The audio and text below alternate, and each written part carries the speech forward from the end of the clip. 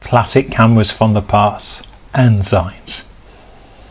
A modern audience, no disrespect to younger viewers, will probably never have heard of Ensign as a camera manufacturer.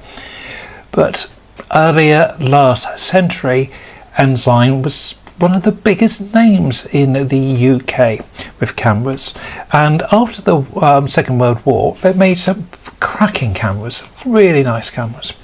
And the one I'm going to talk about now is an Ensign. Ensign was a camera manufacturer that produced some excellent cameras, and this is called a Selfix, and it's a Selfix 1220. 12 meaning we get 12 on a roll of 120. It has a rangefinder. They made a whole range of different cameras, many of which didn't have rangefinders. The rangefinder model is the superior model, and to open this, it's got a nifty design here. That one opens, and this is the shutter. To load a film, and I'm checking I haven't got a film in, you open it on the side here, and there we have there we have the aperture for the 120 film. Some cameras at this stage you could put a plate in and do 16 on the roll, but not on this one. It is purely 6 by 6. So filming here, wind on, close. The rangefinder is at the top here. This actually rangefinder is where you get a double image through the viewfinder and you meet the images up, and that tells you the actual focus distance. The only trouble sometimes with rangefinders, they get out of alignment, and this is out of alignment, but the focusing on the camera is still absolutely fine. It's a little bit stiff, but it's absolutely fine. The shutter is a Epson Synco, which sometimes you find German shutters, but there was a shortage of shutters after the war, and most of them are Ensign's own shutter. And this is quite a fast camera in that the maximum aperture is 3.5, and on medium format cameras that is quite fast. The lens is a really nice lens, and I'm just checking. I'm sure it's a Ross. I might get the pronunciation wrong, but it's a Ross Express lens, which was known as a good lens. The Ross lenses were noted for being high quality lenses.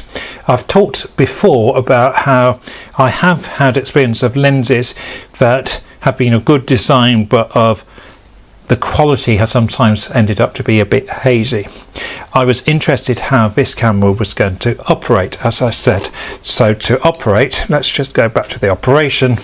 I would focus with the rangefinder, read off the distance, set the distance on the lens, set the aperture, set the shutter here. You have to manually set the shutter, and then it's there. Okay, that one there. This is on the correct, well, if you're right-handed it's very convenient. If you're left-handed it's not quite so convenient, and then you have to, it has got exposure lock on, so you have to wind on.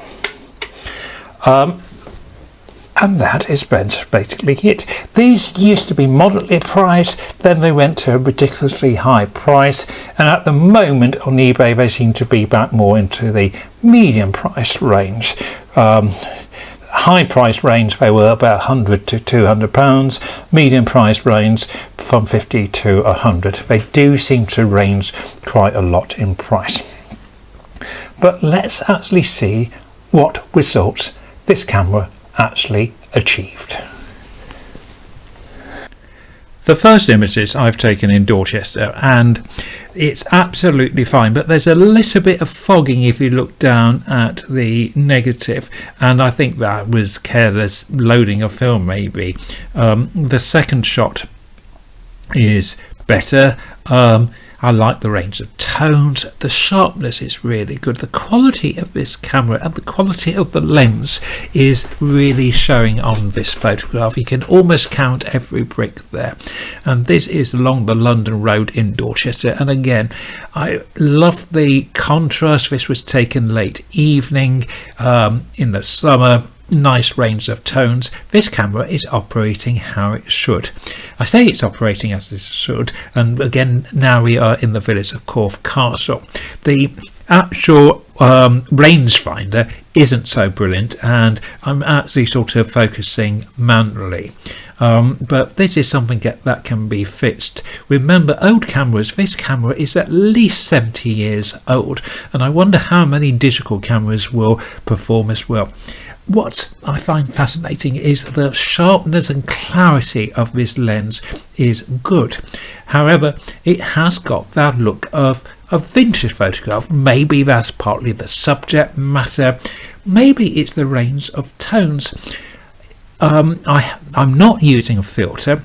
It would be possible to use a yellow filter, but I think using a yellow filter might actually not well, it would enhance, but it might be a little bit too much. Remember, when this camera was manufactured, although there were some colour films about, the majority of use would have been, the high majority of use was black and white. This is a camera, yes, all cameras can take black and white and colour film, but the lens, I just wonder, it just is, it looks right in black and white. This image isn't so great, and there's a little bit of a foreign article or something we can see there. This is in the little village of Woodsford near Dorchester. On the whole, I was delighted with the lens, delighted with the camera, and it would be nice to get the rangefinder working. Thank you for watching. Bye for now.